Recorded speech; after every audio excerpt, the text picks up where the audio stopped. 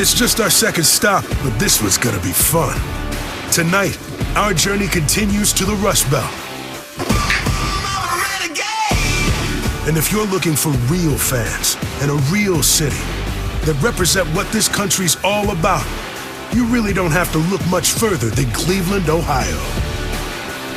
Resolve and resilience aren't just fancy words. They're in the DNA.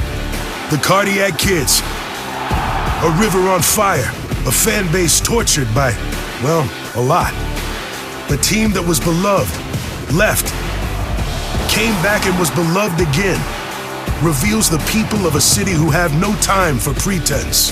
Tonight, they face a rival, a team and city they know all too well. It might be new faces, but this one always feels personal. So stand up, because Thursdays are where weird and funky is fashionable, where the nosebleeds are where it's at, where makeup is encouraged and dress codes are ignored. Tonight, this rivalry writes a new chapter.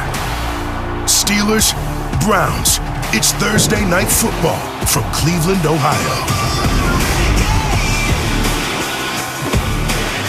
These fans started